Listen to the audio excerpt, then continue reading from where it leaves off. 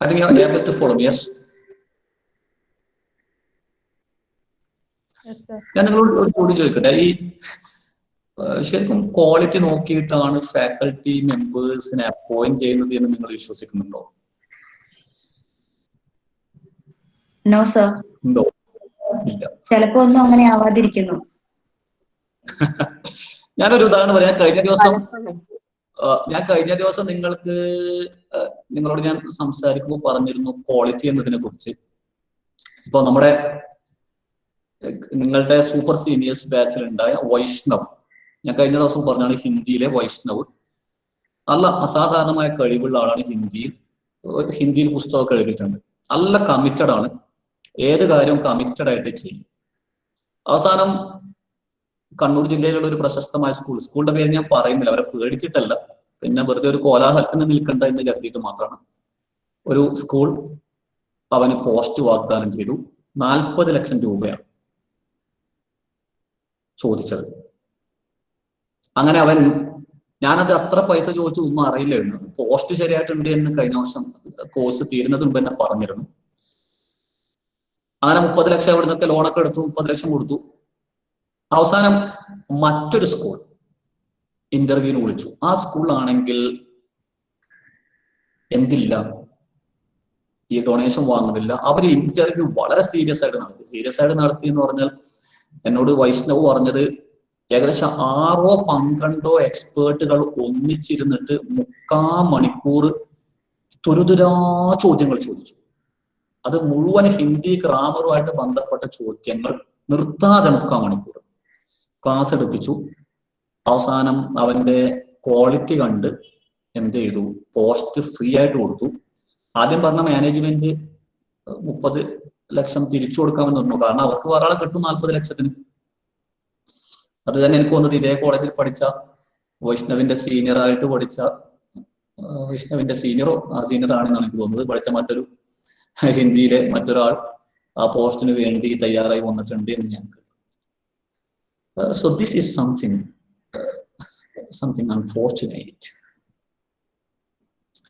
കാരണം appointment, government തലത്തിലുള്ള അപ്പോയിന്റ്മെന്റുകളെ കുറിച്ച് പോലും പരാതികൾ വരികയാണ്. ഒക്കെ സ്വജനപക്ഷപാതിത്വവും രാഷ്ട്രീയമായിട്ടുള്ള സ്വാധീനങ്ങളും, രാഷ്ട്രീയ സ്വാധീനം ഉണ്ടെങ്കിൽ പോലും ക്വാളിറ്റി ഉള്ളവരെടുക്കുകയാണെന്ന് പ്രശ്നമില്ലായിരുന്നു. പൈസ നോക്കിയിട്ടാണ് എടുക്കുന്നത്. പലപ്പോഴും ഏറ്റവും വലിയൊരു പ്രശ്നം എന്ന് പറയുന്നത് ഏറ്റവും നല്ല ക്വാളിറ്റി ഉള്ള ആളുകൾ ഉണ്ടായിരിക്കെ തന്നെ ക്വാളിറ്റി ഇല്ലാത്ത ആളുകൾ അപ്പോയിന്റ്മെന്റ് ചെയ്യപ്പെടാണ്. ക്വാളിറ്റി എന്ന് പറയുന്നത് വളരെ പ്രധാനപ്പെട്ടതാണ്. അത് നിങ്ങൾ എപ്പോഴും ശ്രദ്ധിച്ചോളൂ.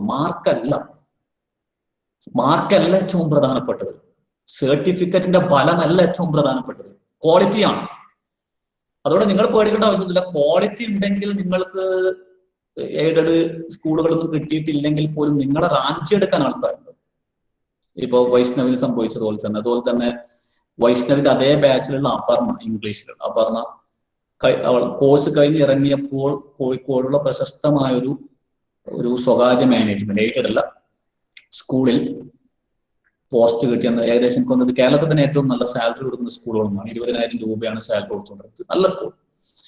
ആ സ്കൂളിലെ ഞാൻ കഴിഞ്ഞ ദിവസം നിങ്ങളോട് പറഞ്ഞിട്ടുണ്ടോ, ഇന്റർവ്യൂവിന് പോയ സമയത്ത് അവളുടെ ഇന്റർവ്യൂവിന്റെ പെർഫോമൻസും അതുപോലെ തന്നെ അവൾക്ക് സ്വന്തമായിട്ട് ബ്ലോഗൊക്കെ ഉണ്ടായിരുന്നു. അതൊക്കെ കണ്ട് അന്ന് ഇന്റർവ്യൂവിൽ പങ്കെടുത്തിരുന്ന മൈസൂരിലെ പ്രശസ്തമായ ഒരു സ്കൂളിലെ ഒരു ഹെഡ് മാസ്റ്റർ ഈ വർഷം അക്കാദമിക വർഷം തുടങ്ങുന്നതിന്റെ തൊട്ട് മുമ്പ് അവളെ ഫോൺ വിളിച്ചിട്ട് ചോദിച്ചു, നിനക്ക് ഞങ്ങളുടെ സ്കൂളിലേക്ക് വരാൻ താല്പര്യമുണ്ടോ? അപ്പൊ കഴിഞ്ഞ ആഴ്ച മൈസൂരിലേക്ക് പോയി, കഴിഞ്ഞ ഒരു 10 ദിവസങ്ങൾക്ക് മുമ്പ്. അപ്പൊ അത് ഒരു പ്രധാനപ്പെട്ട കാര്യമാണ്. വിദ്യാഭ്യാസ രംഗത്ത് റിസൾട്ട് ഇല്ല, അങ്ങനെയാണ് ഇങ്ങനെയാണ്, കുട്ടികൾക്ക് പിന്നെ നിലവാരമില്ല എന്ന് പറഞ്ഞാൽ അർത്ഥമില്ല. അഡ്മിനിസ്ട്രേഷൻ ശ്രദ്ധിക്കേണ്ട കാര്യമാണ്.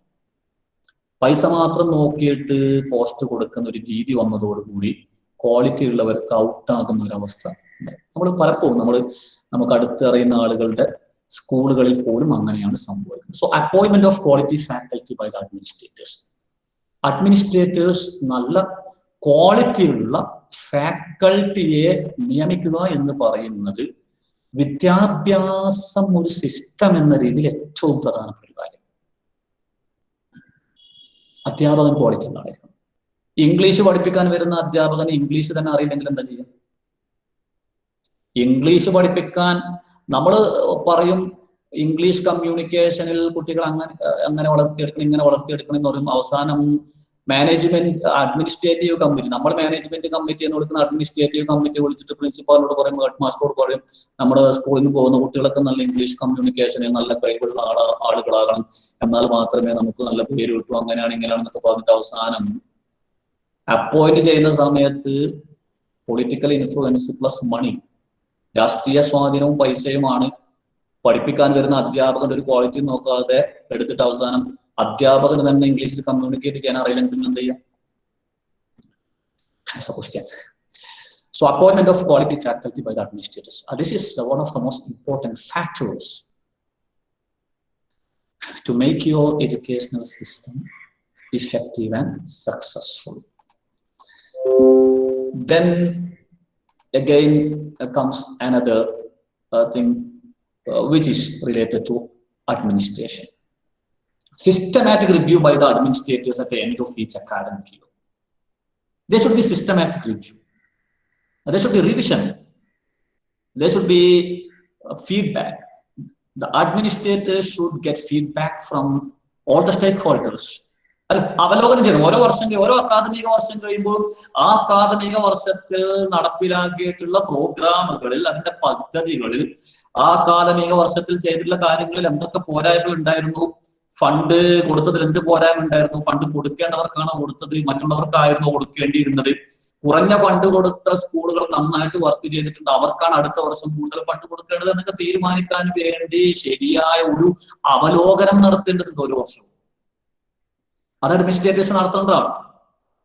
അത് അഡ്മിനിസ്ട്രേറ്റേഴ്സ് എന്ന് പറഞ്ഞാൽ ഗവൺമെന്റ് മാത്രമല്ല, ഓരോ വിദ്യാഭ്യാസ സ്ഥാപനങ്ങളും നിയന്ത്രിക്കുന്ന അഡ്മിനിസ്ട്രേറ്റീവ് കമ്മിറ്റികൾ അവർ കൊടുക്കുന്ന ഫണ്ടുകൾ വളരെ ഫലപ്രദമായി വിനിയോഗിച്ചിട്ടുണ്ടോ, വിനിയോഗിച്ചിട്ടുണ്ടെങ്കിൽ അതിനേക്കാൾ കൂടുതൽ ഫണ്ട് അടുത്ത വർഷം കൊടുക്കണം എന്നൊക്കെ തീരുമാനിക്കേണ്ടതുണ്ട്.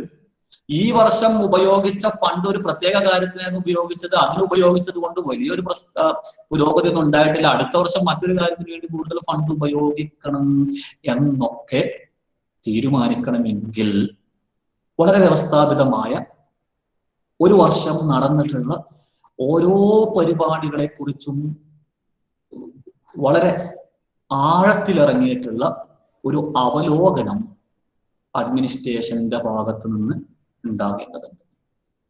ഇതും വളരെ പ്രധാനപ്പെട്ട ഒരു കാര്യമാണ്. Now we are moving from the administration to management. A systematic institutional planning by the head of the institution.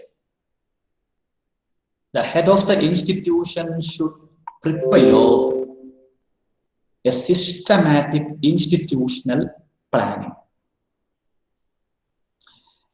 I told you that policies will be given by governments or universities or the administrative committee members of the particular institution. And see, as each individual is unique, each institution is unique. And each institution may have got some specialties, some strengths and some weaknesses. And on the basis of these strengths and weaknesses, the head of the institution, with the help of other faculty members, should create a well-planned institutional plan, institutional strategy. ഓരോ വ്യക്തിയും വ്യത്യസ്തനാണ്, യുണീക്കാണ്. അങ്ങനെ നമ്മൾ സാധാരണ സൈക്കോളജിയിൽ പറയാറുണ്ടല്ലേ, ഓരോ വ്യക്തിയും യുണീക്കാണ്, ഓരോ വ്യക്തിയും വ്യത്യസ്തനാണ്, ഓരോ വ്യക്തിയും ചില പ്രത്യേകതകൾ നിറഞ്ഞവളാണ് എന്ന് പറയുന്നത് പോലെ തന്നെയാണ് ഓരോ സ്ഥാപനവും വ്യത്യസ്തമാണ്. ഓരോ സ്ഥാപനവും വ്യത്യസ്തമാണ്. ആ വ്യത്യസ്തതയ്ക്ക് അനുസരിച്ച് ഓരോ സ്ഥാപനത്തിന്റെയും സ്ഥാപന മേധാവി അവിടെയുള്ള മറ്റ് അധ്യാപകരുടെയൊക്കെ സഹായത്തോടുകൂടി അവരുടെ നിർദ്ദേശങ്ങളൊക്കെ സ്വീകരിച്ചുകൊണ്ട് വിപുലമായ വളരെ സിസ്റ്റമാറ്റിക് ആയ ഒരു സ്ഥാപനാസൂത്രണം പ്രിപ്പയർ ചെയ്യേണ്ടതുണ്ട്, രൂപകൽപ്പന ചെയ്യേണ്ടതുണ്ട് അല്ലെ. ഇപ്പൊ ഗവൺമെന്റുകൾ നയങ്ങൾ പ്രഖ്യാപിക്കും, ആ നയം എല്ലാ വിദ്യാഭ്യാസ സ്ഥാപനങ്ങൾക്കും ഒരുപോലെ നടപ്പിലാക്കാൻ സാധിക്കണം എന്നില്ല. ഉദാഹരണത്തിന് ഗവൺമെന്റ് പറയുകയാണ് ICT ഉപയോഗിച്ച് ക്ലാസുകൾ നടത്തപ്പെടണം എന്നൊരു നയം ഗവൺമെന്റ് പ്രഖ്യാപിക്കാം. സ്കൂളുകളിൽ പരമാവധി ICT സൗകര്യങ്ങൾ, ഇൻഫർമേഷൻ കമ്മ്യൂണിക്കേഷൻ ടെക്നോളജിയുടെ സൗകര്യങ്ങൾ ഉപയോഗപ്പെടുത്തിക്കൊണ്ട് ക്ലാസ് എടുക്കാൻ അധ്യാപകർ തയ്യാറാകണം എന്ന് ഗവൺമെന്റ് അതോറിറ്റി പറയാം. അങ്ങനെ ഒരു നയം മുന്നോട്ട് വെക്കാം.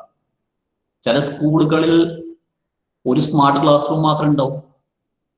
അങ്ങനെ വരുമ്പോൾ സ്മാർട്ട് ക്ലാസ് റൂമുകൾ ഏറ്റവും അത്യാവശ്യമായി വരുന്ന സബ്ജക്റ്റുകളും ടോപ്പിക്കുകളും കണ്ടെത്തി അത്തരം ടോപ്പിക്കുകൾക്ക് കൂടുതൽ സ്മാർട്ട് ക്ലാസ്സുകൾ ഉപയോഗിക്കാനുള്ള ഹവറുകൾ കൊടുക്കുക.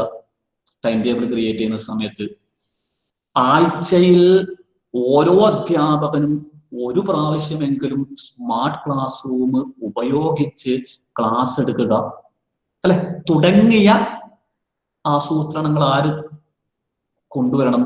സ്ഥാപനത്തിന്റെ മേധാവി സ്ഥാപനത്തിന് വേണ്ടി പ്രത്യേകമായി കൊണ്ടുവരണം. കാരണം എല്ലാ ക്ലാസ് റൂമുകളും സ്മാർട്ട് ക്ലാസ് റൂമുകളായിട്ടുള്ള ഒരു സ്കൂളിലുള്ള അതേ ഒരു രീതി ഒരു ക്ലാസ് റൂം മാത്രം സ്മാർട്ട് ക്ലാസ് റൂമായിട്ട് ഒരു സ്കൂളിൽ എടുക്കാൻ എന്ത് ചെയ്യാൻ പറ്റില്ല, സ്വീകരിക്കാൻ സാധിക്കില്ല. അതുപോലെ ഓരോ വിഭവങ്ങൾ, മാനുഷികവും ഭൗതികവുമായ വിഭവങ്ങൾ, തങ്ങൾക്ക് ലഭിച്ചിട്ടുള്ള മാനുഷികവും ഭൗതികവുമായ വിഭവങ്ങളെ പരമാവധി ഉപയോഗപ്പെടുത്തിക്കൊണ്ട് ഗവൺമെന്റ് മുന്നോട്ട് വെക്കുന്ന, അഡ്മിനിസ്ട്രേറ്റീവ് കമ്മിറ്റി മുന്നോട്ട് വെക്കുന്ന നയങ്ങളിൽ നിന്നും വ്യതിചലിക്കാതെ തങ്ങൾ മുന്നിൽ കണ്ടിട്ടുള്ള ഒരു ലക്ഷ്യത്തിലേക്ക് എത്താൻ സാധിക്കുന്ന രീതിയിൽ പ്രത്യേകമായ ഒരു സ്ഥാപനാസൂത്രണം രൂപകൽപ്പന ചെയ്യാൻ സാധിക്കുന്ന ഒരു സ്ഥാപന മേധാവി ഉണ്ടെങ്കിൽ വിദ്യാഭ്യാസ സംവിധാനം ഫലപ്രദമായി മുന്നോട്ട് കൊണ്ടുപോകാൻ നിങ്ങൾക്ക് സാധിക്കും. അപ്പൊ ഈ ഇൻസ്റ്റിറ്റ്യൂഷണൽ പ്ലാനിങ്ങിന് ഒരുപാട് ഭാഗങ്ങളുണ്ട്. ഞാൻ അതൊന്നും നമ്മുടെ വിഷയമല്ലാത്തതുകൊണ്ട് ഇപ്പോൾ തന്നെ നമ്മൾ കുറച്ച് ഡീറ്റെയിൽഡ് ആയിട്ടാണ് ഞാൻ പോകുന്നത്. ഇത്രയും വിശാലമായി ചർച്ച ചെയ്യാൻ, ഈ വിഷയം ഇത്രയും വിശാലമായി ചർച്ച ചെയ്യാൻ ഒരു നിർദ്ദേശം നിങ്ങളുടെ കരിക്കുലത്തിൽ, സിലബസിൽ ഇല്ല. പക്ഷെ ഇതൊക്കെ നമ്മളൊരു വിദ്യാഭ്യാസവുമായി ബന്ധപ്പെട്ട് പോകുമ്പോൾ അറിഞ്ഞിരിക്കേണ്ട കാര്യങ്ങളാണ്. എഡ്യൂക്കേഷണൽ മാനേജ്മെന്റുമായിട്ട് ബന്ധപ്പെട്ട് അങ്ങനെ ഒരു പേപ്പർ മുമ്പ് ഉണ്ടായിരുന്നു, trends and developments in educational practice എന്ന് പറഞ്ഞൊരു പേപ്പർ പണ്ടത്തെ BEd കോഴ്സിൽ ഉണ്ടായിരുന്നു. അതിൽ എഡ്യൂക്കേഷണൽ മാനേജ്മെന്റിനെ കുറിച്ച് വിശാലമായി പറയുന്നുണ്ടായിരുന്നു. ഇപ്പൊ അതില്ല.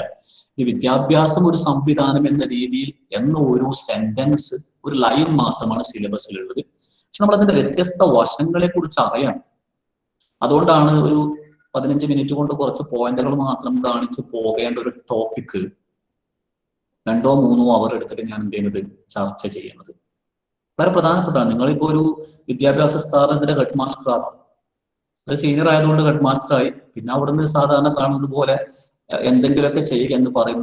എന്തെങ്കിലുമൊക്കെ ചെയ്യുന്നതിന് പകരം നിങ്ങളൊരു സ്കൂളിന്റെ ഹെഡ് മാസ്റ്റർ ആയി കഴിഞ്ഞാൽ ആദ്യം നിങ്ങൾ നോക്കേണ്ടത് നിങ്ങളുടെ ടീച്ചേഴ്സിലേക്കാണ്. അവർക്ക് എന്തൊക്കെ കഴിവുകളുണ്ട്, അവർക്ക് എന്തൊക്കെ ചെയ്യാൻ സാധിക്കും, അവരിൽ ഏറ്റവും കഴിവ് കൂടിയ ആരാണ് നന്നായിട്ട് ഇംഗ്ലീഷിൽ കമ്മ്യൂണിക്കേറ്റ് ചെയ്യുന്നത്, ഇംഗ്ലീഷ് ടീച്ചറാണോ മറ്റൊരാളാണോ അല്ലെ. ഇപ്പൊ നിങ്ങളുടെ സ്കൂളിലുള്ള കുട്ടികൾക്ക് കമ്മ്യൂണിക്കേഷൻ സ്കില്ലിൽ ക്ലാസ് കൊടുക്കാൻ തീരുമാനിക്കുന്നു. അപ്പോ ഇംഗ്ലീഷ് ടീച്ചറാണ് നമ്മൾ സാധാരണ നിയമിക്കാം. ചിലപ്പോൾ നിങ്ങളുടെ സ്കൂളിൽ ഞാൻ നേരത്തെ പറഞ്ഞതുപോലെ മാനേജ്മെന്റ് അഡ്മിനിസ്ട്രേറ്റീവ് കമ്മിറ്റി സ്വജനപക്ഷപാതിത്വത്തോടു കൂടി ക്വാളിറ്റി നോക്കാതെ എടുത്ത് ഇംഗ്ലീഷ് ടീച്ചറായിരിക്കും. അദ്ദേഹത്തിന് ചിലപ്പോ ഇംഗ്ലീഷിൽ ഒരു സെന്റൻസ് പോലും പറയാൻ അറിയില്ലായിരിക്കാം. നിങ്ങൾ നോക്കുമ്പോൾ മാത്തമാറ്റിക്സ് പഠിപ്പിക്കുന്ന മറ്റൊരാൾ അസാധാരണമായ രീതിയിൽ ഇംഗ്ലീഷ് സംസാരിക്കുന്നുണ്ട്. അപ്പൊ നിങ്ങളുടെ സ്ഥാപനാസൂത്രണത്തിന്റെ ഭാഗമായിട്ട് നിങ്ങൾ അദ്ദേഹത്തിനായിരിക്കും എന്ത് കൊടുക്കുന്നത്, വർക്ക് കൊടുക്കുന്നത്. ഞാൻ ഡിസ്ട്രിബ്യൂഷൻ ഓഫ് വർക്ക് എന്നടുത്ത് പറയും. അഥവാ നിങ്ങളൊരു വിദ്യാഭ്യാസ സ്ഥാപനത്തിന്റെ മേധാവിയായി വന്നു കഴിഞ്ഞാൽ ആദ്യം നിങ്ങൾക്ക് ലഭിച്ച മാനുഷിക വിഭവങ്ങളിലേക്ക് നോക്കണം. നിങ്ങൾക്ക് ലഭിച്ച ഭൗതിക വിഭവങ്ങളിലേക്ക്, ഭൗതിക സാഹചര്യങ്ങളിലേക്ക് നോക്കണം. നിങ്ങളുടെ സ്റ്റുഡൻസിന്റെ കപ്പാസിറ്റിയിലേക്ക് നോക്കണം. അവരുടെ മാതാപിതാക്കളുടെ സാമ്പത്തിക ശേഷിയിലേക്ക് നോക്കണം. അവരുടെ മാതാപിതാക്കളുടെ വിദ്യാഭ്യാസ നിലവാരത്തിലേക്ക് നോക്കണം. ഇതൊക്കെ നോക്കിയതിന് ശേഷം നിങ്ങളുടെ അഡ്മിനിസ്ട്രേറ്റീവ് കമ്മിറ്റി, ഗവൺമെന്റും അഡ്മിനിസ്ട്രേറ്റീവ് കമ്മിറ്റിയൊക്കെ മുന്നോട്ട് വെച്ചിട്ടുള്ള നയങ്ങളിൽ നിന്നും പരമാവധി വ്യതിചലിക്കാതെ, അവർ മുന്നോട്ട് വെച്ചിട്ടുള്ള വിധിവിലക്കുകൾ പരമാവധി മറികടക്കാതെ ഈ വിഭവങ്ങളെ ഫലപ്രദമായി ഉപയോഗിച്ച് നിങ്ങൾക്ക് മുമ്പിലുള്ള നേട്ടത്തിലേക്ക് വിജയകരമായി എത്തിച്ചേരാൻ സാധിക്കുന്ന ഒരു ആസൂത്രണം നിങ്ങൾ നിർമ്മിക്കേണ്ടതുണ്ട്, രൂപകൽപ്പന ചെയ്യേണ്ടതുണ്ട്. അതാണ് ഇൻസ്റ്റിറ്റ്യൂഷണൽ പ്ലാനിങ്. അതിന് നിങ്ങൾക്ക് കഴിയുന്നില്ലെങ്കിൽ ഹെഡ് മാസ്റ്ററുടെ ജോലി ഏറ്റെടുക്കാതിരിക്കുന്നതാണ് നല്ലത് എന്ന് ഞാൻ പറഞ്ഞ് നിങ്ങൾ നിരുത്സാഹപ്പെടുത്തുന്നതല്ല. ആ കഴിവ് നേടിയെടുക്കാൻ നിങ്ങൾ ശ്രമിക്കണം. അങ്ങനെ വളരെ വ്യവസ്ഥാപിതമായ തൻ്റെ മുമ്പിലുള്ള വിഭവങ്ങളെ കുറിച്ച് വ്യക്തമായി മനസ്സിലാക്കിക്കൊണ്ട് നിലവിൽ എന്തൊക്കെ വിഭവങ്ങളുണ്ട്, ഇനി എന്തൊക്കെ വേണം എന്നൊക്കെ മുന്നിൽ കണ്ട് ആ വിഭവങ്ങൾ വേണമെങ്കിൽ മാനേജ്മെന്റിൽ അഡ്മിനിസ്ട്രേറ്റീവ് കമ്മിറ്റിയുടെ സഹായത്തോടുകൂടി നേടിയെടുക്കാമെന്നുള്ള ഒരു ആത്മവിശ്വാസത്തോടു കൂടിയൊക്കെ അങ്ങനെ നിലവിലുള്ള വിഭവങ്ങൾ, ഭാവിയിൽ എന്തൊക്കെ വിഭവങ്ങൾ വേണമെങ്കിൽ നേടിയെടുക്കാം എന്നതൊക്കെ മുന്നിൽ കണ്ടുകൊണ്ടുള്ള ഒരു ആസൂത്രണം, ഇൻസ്റ്റിറ്റ്യൂഷണൽ പ്ലാനിങ്. അത് രൂപകൽപ്പന ചെയ്യാൻ ആർക്ക് സാധിക്കേണ്ടതുണ്ട്? ഹെഡ് മാസ്റ്റർക്ക് അല്ലെങ്കിൽ ഹെഡ് ഓഫ് ദ ഇൻസ്റ്റിറ്റ്യൂഷൻ അഥവാ സ്ഥാപന മേധാവിക്ക് കഴിയേണ്ടത്. The head of the institution, the ability of the head of the institution to prepare a unique institutional planning by looking at the available resources, maybe human, maybe material, and by thinking about the chance of getting something more with the help of the administrators. By keeping all these factors in the mind, the institutional head should be able to create a strategy exclusively for that particular institution. That ability of the head of the institution is an inevitable factor behind the effectiveness of education as a system. വിദ്യാഭ്യാസം ഒരു system എന്ന രീതിയിൽ അതിനെ ഫലപ്രദമാക്കണമെങ്കിൽ head മാസ്റ്ററുടെ, സ്ഥാപന മേധാവിയുടെ ഈ ഒരു കഴിവ് വളരെ അത്യാവശ്യമാണ്. Proper and balanced distribution, work distribution by the head of the institution.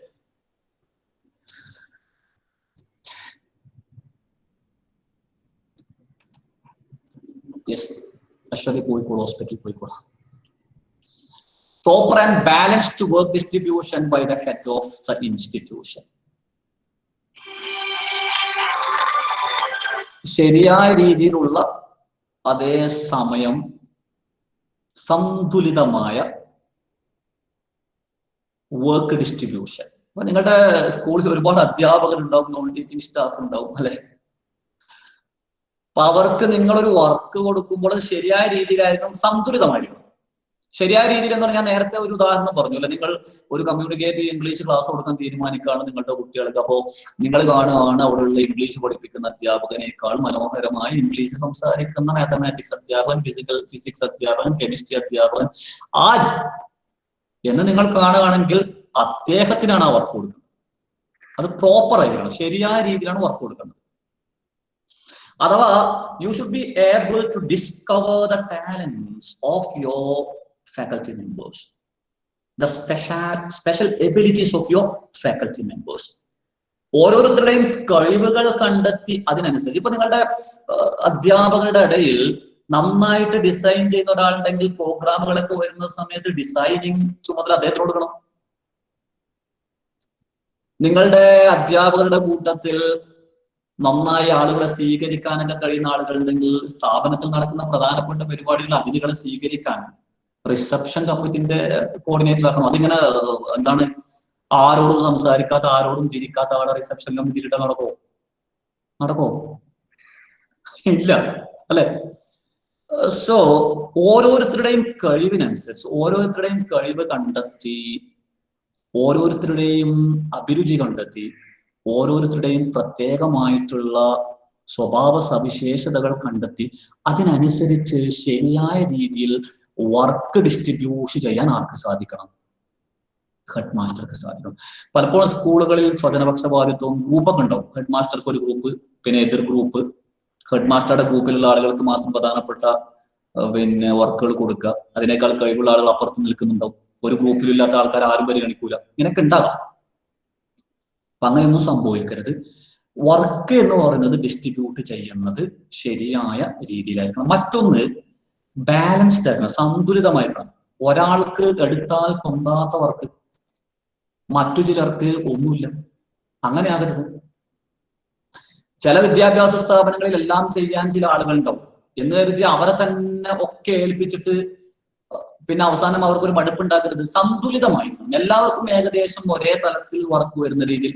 കുറച്ച് ആൾക്കാർ ജൂനിയർ ടീച്ചേഴ്സിന് കുറേ പീരീഡ്, സീനിയർ ടീച്ചേഴ്സിന് 1-2 പീരീഡ്, അങ്ങനെയൊന്നും ചെയ്യുന്നതിൽ അർത്ഥമില്ല. കാരണം എത്ര കഴിവുള്ള അധ്യാപകനാണെങ്കിലും ചിലപ്പോ ഒരു ദിവസം തന്നെ 7 അവറൊക്കെ പഠിപ്പിച്ചു കഴിഞ്ഞാൽ പിന്നെ അടുത്ത ദിവസം ക്ലാസ് എടുക്കാനുള്ള മൂഡ് ചിലപ്പോൾ നഷ്ടപ്പെടും. നമ്മൾ അതൊക്കെ മുന്നിൽ കാണിക്കുന്നുണ്ട്. അപ്പോൾ വർക്ക് ഡിസ്ട്രിബ്യൂട്ട് ചെയ്യുമ്പോൾ ഹെഡ് മാസ്റ്റർ ശരിയായ രീതിയിൽ സന്തുലിതമായ വർക്ക് ഡിസ്ട്രിബ്യൂട്ട് ചെയ്യണം. അങ്ങനെ ശരിയായ രീതിയിൽ സന്തുലിതമായ രീതിയിൽ ജോലികൾ വിതരണം ചെയ്യാൻ, ഏൽപ്പിക്കാൻ കഴിയുന്ന ഒരു ഹെഡ് മാസ്റ്റർ, ആ ഒരു കഴിവ് വിദ്യാഭ്യാസം ഒരു സംവിധാനം എന്ന രീതിയിൽ വിജയകരമായി മുന്നോട്ട് കൊണ്ടുപോകാൻ നിങ്ങളെ സഹായിക്കും. 10:59 11 മണിയാണ് നമ്മുടെ ഡെഡ്ലൈൻ. ഞാൻ ക്ലാസ് ഇവിടെ നിർത്തുകയാണ്. എനിക്ക് തോന്നുന്നത് ഈ ഒരു ടോപ്പിക്ക് നിങ്ങൾക്ക് ജീവിതത്തിൽ വളരെയധികം ഉപകരിക്കുന്ന ഒരു ടോപ്പിക് ആയിരിക്കും. അത് നിങ്ങൾ അതിനെക്കുറിച്ച് ചിന്തിക്കുക. നിങ്ങൾക്ക് ഹെഡ് മാസ്റ്റർ ആയി കഴിഞ്ഞാൽ എന്ത് ചെയ്യണം എന്നൊക്കെ ചിന്തിക്കുക. Yes, thank you. ഇത്രയും സമയം ക്ഷമയോടുകൂടി എന്നെ ശ്രമിച്ച നിങ്ങൾക്ക് എല്ലാവർക്കും നന്ദി അറിയിക്കുന്നു. ഇവിടെ അവസാനിപ്പിക്കുന്നു. Thank you very much. Thank you, sir.